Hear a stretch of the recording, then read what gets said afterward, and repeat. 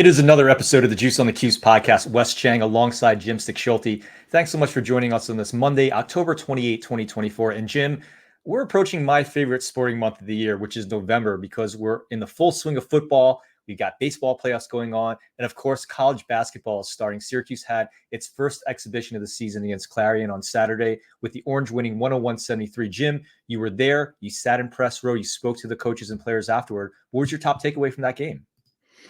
My top takeaway was how different the offense is, and it kind of started from the moment the game started, because it was a surprisingly unconventional starting five. I mean, I expected that Jaquan Carlos, and JJ Starling would be the starting backcourt, and Eddie Lampkin would be the center. But I think most people, including myself, were thinking Chris Bell and Donnie Freeman at the forward spots. Instead, it was Mastrovich and Lucas Taylor, the transfer from Georgia State, who were starting at forward. And as Autry said afterwards, he wasn't like trying to send a message or anything like that with that lineup. He just said it was a group of guys who had gelled in practice over the last couple of days. But it is one of the things he highlighted in his post-game remarks, was that the versatility of the team would be a big part of it, and he showed it a lot through his substitution patterns. There didn't appear to be any set rotations, any necessarily like groups you really want to see play together. As the first half, it was almost like the scores table where it was a revolving door, how fast guys were coming in and out of the game at certain points of time. So it's just it just kind of highlighted how they look to use a lot of different combinations this season of players. Yeah, so I think going off that, I think you had riffed on this in the beginning, which is that the offense looked a lot different. And I think that's because of the personnel. And I know you're going to get into Jaquan Carlos later, who was incredibly impressive, 10 assists. But you see that this isn't going to be the offense of the past few years, whether it was Joe Girard at point guard, whether it was Judah Mintz at point guard. There isn't going to be this scoring first point guard mentality. Carlos is a pure point guard, and I think you noticed that in that there was a lot of movement on offense. There wasn't a lot of standing around. They were getting the ball to their spots. Now, I think they probably took a little bit more threes than I think you or I would prefer that they take, maybe. But in terms of the ball movement, in terms of the ball and screen away, and we'll get into this later too, but even Lampkin being a focal point of that offense, I think is really impressive. So, they had 39 made baskets. 27 of those came off assists, and that's just a ratio that we really very rarely saw last year. So I do think that my big takeaway is that the offense is really going to look a lot different this year. Yeah, I think it's a functionality of the players that they have on the field and how they use them. Because, like, just for example, Eddie Lampkin is a vastly different player than Hakeem McLeod on the offensive end. So when Lampkin is on the floor, he provides they can do a lot more different things as far as player movement, and where they have guys starting out in sets and things like that. But I think Lampkin was a big part of why they moved so much. Like those first few possessions, it was a lot of cutting and screening and stuff, like things we just never saw the last few years, when a lot of it was ISO play, or, like the majority of assists would seem to be like it was a drive and kick kind of thing in some way, as opposed to like guys moving in constant actions and, getting in almost literally backdoor cuts to get easy layups. I think that's one of the things that's going to help them spread the ball around and actually hopefully help them limit some of those 3-point shots. It's more for me, some of the guys who are taking the 3-point shots than that they're be taking. So like if it's just kind of rein in a couple guys, I think it's going to be a little less of an issue. But just the way that like they keep the ball moving in those cutting and screening actions, they get their plays, they get layups. So it's one of those things, like the pick and roll is the oldest play in the book, and it still works. So there's no reason not to use that screening and passing action that there was a big feature of the offense, especially in the opening minutes of yesterday's game. So we're going to take a quick break. We're going to talk more about the win over Clarion in a moment. This is the Juice on the Cuse podcast.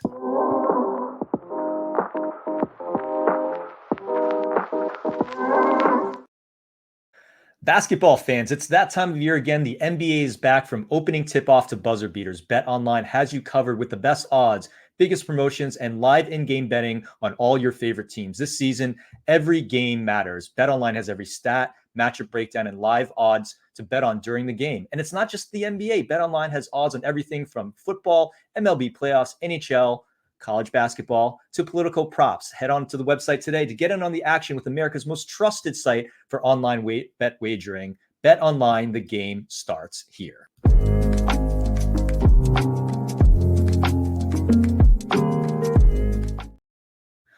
Back on the Juice on the Cuse podcast, Wes Cheng alongside Jim Stechschulte. Jim, we were talking about a lot about the offense, but I think we have to talk about the defense, because as much as I think the offense is going to be improved and there's going to be a lot more excitement there, the defense, much like last season, I think begs to have some improvement. So, Jim, again, you were there. What are your observations on the defensive side of the ball? My big observation on the defensive side of the ball is I don't know if the team has improved really at all on defense compared to where they were last year, where they leaked points at just about every possible turn. Some of this will be pointed out in the preview that's coming out that I wrote on the website this coming week. But the Orange gave up 70 points about 2/3 of the time that they set foot on the floor, and 11 times in ACC play they gave up at least 80. So I just don't, like we talked about, Eddie Lampkin looks wonderful on offense. I don't know how much he's going to help on defense other than ending possessions by grabbing boards. He's not a big shot blocker, but and I want to point this out too. For again, this is a stat that you texted me the other day, and I was shocked by. Is that last year, and he played a lot of minutes last year at his previous stop at TCU. He only recorded 5 blocks the entire season.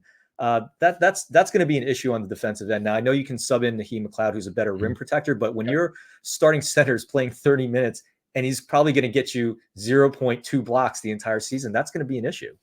Yeah, I think, one of the things we saw yesterday was in part because Autry was kind of protecting McLeod by not playing him much. He only got about 5.5 minutes in the second half. One of the things they did was they were using basically Donnie Freeman as a backup center in this matchup, which is fine. I think, the minute split, I think during the seasons between the two centers is probably going to be something more in the range of like 28-12 in favor of Lampkin, pending games and foul trouble and that sort of thing. But Autry even mentioned in the postgame that he was happy that Freeman went after some block shots and actually got called for goaltending twice. He was happy he went after them. He's a tremendous athlete. He's going to be a guy who's going to make a difference on defense as a help defender, which is good because I don't know where the non-help is going to be coming from. I mean, Carlos was a 2-time all-defense player in the Colonial Conference, but he's a little undersized for ACC he's play. Undersized. He's also, I mean, you mentioned this, but he had 3 steals. I thought he was actually a good pest on the defensive end, but he's a guard. He's not going to be a help side defender, and there's only so much you can do as a guard. We're talking about banging in with the trees there. And again, because I don't think Lampkin is the more traditional Syracuse center that gets up and blocks shots, and Naheem McLeod's probably not going to be playing a lot of minutes. I think even though Naheem McLeod didn't play that much, it's still going to be an issue on defense. Yeah, I think Carlos is one big strength Carlos has, and I know that it was on display that much yesterday, is he's a pretty good on the ball defender at point. So he can make life difficult for opposing point guards, which will hinder opponents' ability to get into their sets and that kind of thing, which is great. But I mean, we're guys who we've seen before, like Starling and Bell, they don't really do that terribly much to help out on defense. I think they're counting on Lampkin and then McLeod when he's in, and then Freeman to be good rebounders. I don't know if Jair Davis is going to be how effective he's going to be as a rebounder. He's 6'7", 215. So even though his stat line at Delaware kind of says he's a power forward, he's going to have like kind of more of a lunch pail attitude, box out guys, because I don't know if he's going to have the size to really hang on in a major conference. And I mean, there's the America East Conference, and then there's the ACC Conference, right? Yeah. So I mean, I think in his case, it's going to be one of those things where he's going to be kind of his effort and focus is going to have dependent on that. The team, seems very guard heavy. I think among the guards, the one who's most likely to play some, who might get bumped up some minutes at small forward is Lucas Taylor, because he's at 6'6".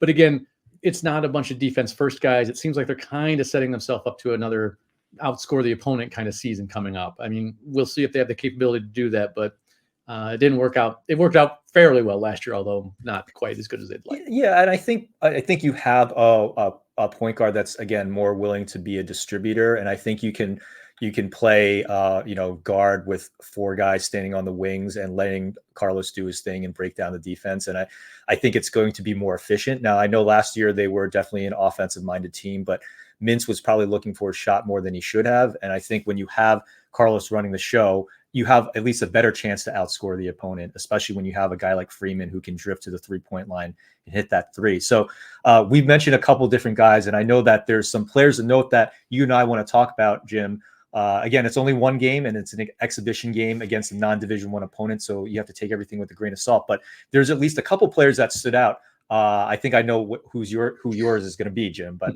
let's talk about that more. Yeah, it's not a surprise. It's Carlos, just because he is something that this program has not had in a long, long time, which is just a straight up true point guard. I was thinking that. When's the last time Syracuse actually had a true point guard? Because I would think maybe Ennis was really the last true point guard. I think Ennis, as far as a guy who played a lot, yeah, because we're talking, because before this is, it's Mintz and Girard, and before that was Frank Howard, and then even getting back to Michael Benajay, who was a small forward who picked up point guard skills basically, and after he transferred to Syracuse, and eventually, I mean, he was still never a true point guard. He was a much more different, versatile player, but even though he was kind of that functioner, but he was also a shoot first guy. And Frank Howard is the closest thing since Ennis, but he was still more of a shoot first too. But I'm sure that was probably a function of the roster makeup at the time too, because they had limited options on offense. But I think the thing that I was most enamored with from Carlos yesterday was just that he kind of makes stuff look easy, because he just takes what's there. And yes, they had 39 baskets and he only had a few of them, but he had 10 assists. It's not like everybody in a Syracuse uniform was making ridiculous circus shots and things were just like banking off the corner of the glass and going in. It's like he's getting easy looks for his teammates and they're just delivering on them. And it's really exciting to me. I mean, I don't like plus minus from single game as a stat, because it is a lot of context dependent on who you played with and all that sort of thing. But I did, just out of curiosity, run the numbers myself, just because there was so much substituting. But for the guys who played the most, Carlos, in the 38 minutes and loose change that the scholarship players were playing, the team was plus 34. And while Carlos didn't play all that time, he was a plus 30 in that time. He had, he was almost the top score. He was almost the top guy in plus minus in the first half. Lampkin and Starling, because they stayed in when Syracuse was putting up that 25-7 run to start the game. They had inflated numbers the first half. I mean, Carlos was a plus 14 in the first half, so it's not like he was slacking off. But the thing I like about the second half is Carlos was a plus 14 playing virtually 15 minutes straight to start the second half. And this has something that kind of circles back to the versatility of this team and the depth and what they can do. Some of the other guys who were in double digits in the second half in their playing time, Elijah Moore was a plus 12, and Jair Davis was a plus 11. And then also Chris Bell was a plus 9. So it was, while many different guys had good stretches of play in both halves, one guy was head and shoulders above everyone else on the team in the second half. And a little bit was a function of like Lampkin only played like the first 5 minutes of the second half, and Starling missed a bunch of time with foul trouble. He had 4 fouls, which is why Carlos played 15 minutes and change right after halftime. But Carlos was the one guy who was kind of there in both halves doing his thing. And again, it's not like he was doing superhuman feats. A lot of his stuff just seems like it'll be replicable in other games. So you mentioned Carlos a lot, and I mean, if you hadn't mentioned him, I would have done so. So I think that would be my number one guy too. Yeah, the stat line kind of makes it a cheat. So yeah. There's 2 other guys that I do want to talk about, and I think we were talking about this pre-show, but you mentioned Eddie Lampkin a lot, and what I like about Lampkin is he's not just a back to the basket center that's just slow and plodding. I noticed what they did, especially in probably one of the top highlights of the game. He, runs a little 2-man game with Jaquan Carlos, and then has one of the nicest passes on a cut, which he initiated at the top of the key. So you can see Lampkin, who had 4 assists, is a willing facilitator too. So that's something that's worth pointing out.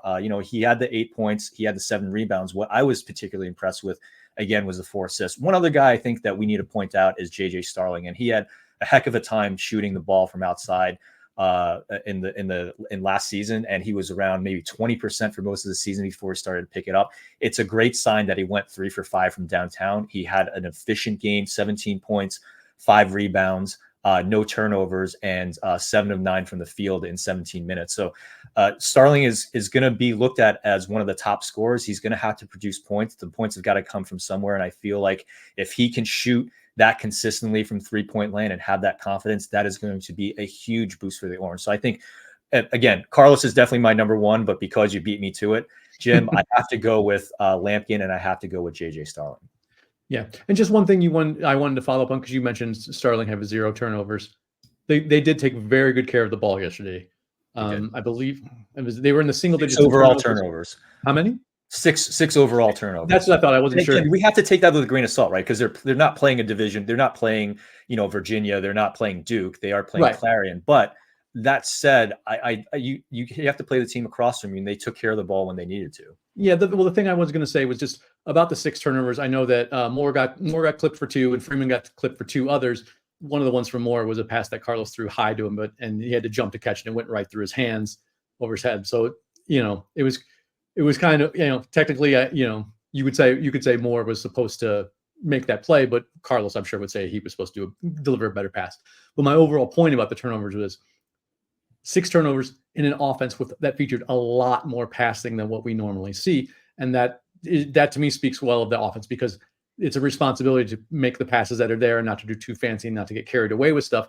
So even though they were playing a lesser talented team, the fact that they were able to take care of the ball while putting it at risk by passing it so much more than what we normally see, I think that's a good plus about just having only 6 turnovers in the game. So that's the Clarion game. Syracuse is going to return to action on October 30th, Wednesday, 7 p.m. against Slippery Rock University. Gotta love that name. That'll, of course, be at the JMA Wireless Dome. So we'll look forward to that. Jim, you'll be there. Look forward to hearing more of your thoughts then. Sounds good, Wes. Looking forward to it. That's it for us. For Jim Stechschulte, this is Wes Cheng. You've been listening to the Juice on the Cuse podcast presented by Believe in Rivals, and we will see you next time.